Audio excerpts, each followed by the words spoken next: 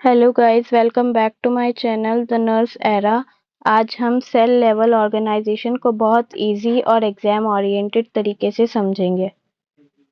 ये टॉपिक सभी nursing students, BSc nursing, ANM, GNM, नॉर्सेट और सभी नर्सिंग एग्जाम्स और मेडिकल कोर्सेज के लिए बहुत इम्पोर्टेंट है।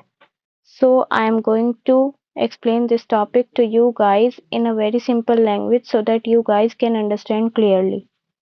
Let's start now. सेल, सबसे पहले बात करते हैं सेल की। सेल हमारी बॉडी की सबसे स्मॉलेस्ट स्ट्रक्चरल और फंक्शनल यूनिट होती है।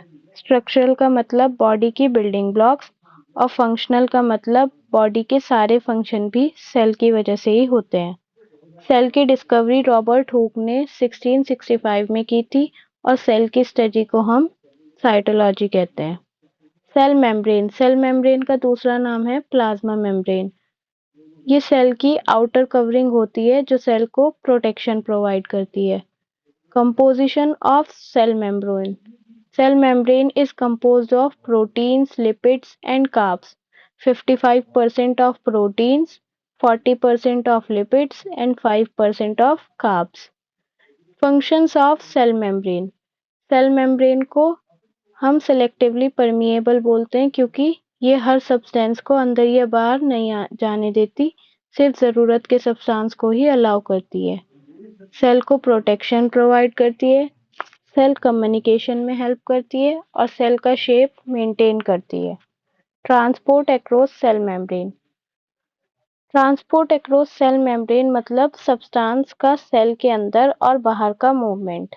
इसके 5 मेन टाइप्स एग्जाम में भी पूछे जाते हैं, तो इसको आप ध्यान से समझिएगा। डिफ्यूजन में सब्सटेंसेस हाई कंसंट्रेशन से लो कंसंट्रेशन की तरफ मूव करते हैं।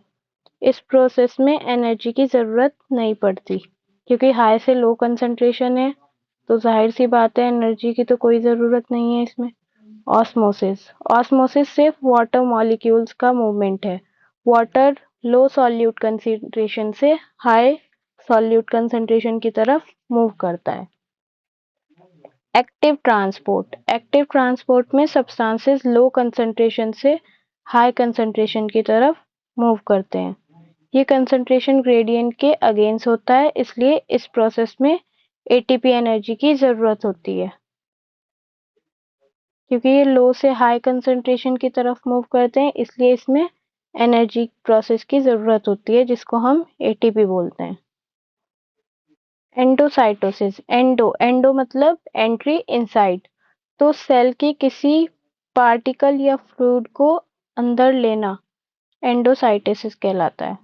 एक्सोसाइटोसिस मतलब exit outside, cell waste material या सीक्रेशन को बाहर निकालता है। सेल ऑर्गेनेलीज, अब इम्पोर्टेंट ऑर्गेनेलीज देखते हैं सेल की। सबसे पहले है न्यूक्लियस।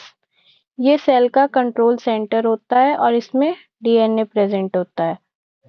माइटोकॉन्ड्रिया को हम पावर हाउस ऑफ सेल भी कहते हैं क्योंकि ये एटीपी बनाता है। राइबोसोम्स प्रोटीन सिंथेसिस में हेल्प करते हैं। एंडोप्लाज्मिक रेटिकुलम दो तरह के होते हैं, रफ और smooth. Rough endoplasmic reticulum protein synthesis और ट्रांसपोर्टेशन में हेल्प करता है और smooth endoplasmic reticulum lipid synthesis और डिटॉक्सिफिकेशन में हेल्प करता है। गोल्जाई एपेरेटस पैकेजिंग, मॉडिफिकेशन और सिक्रेशन में हेल्प करता है।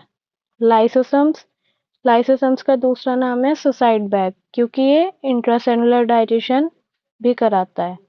पेरोक्सिसम्स हार्मफुल सब्सटेंसेस को डिसॉक्सिफाई करता है। साइटोस्केलेटन सेल को सपोर्ट और शेप देने वाला फ्रेमवर्क है। इसके 3 पार्ट्स होते हैं, माइक्रोट्यूब्यूल्स, माइक्रोफिलामेंट्स और इंटरमीडिएट फिलामेंट्स। ये सेल की मूवमेंट और स्टेबिलिटी मेंटेन करता है। सेल एक्सटेंशंस में हम पढ़ेंगे सीलिया, माइक्रोविलाई, फ्लैजिला एक्सेट्रा।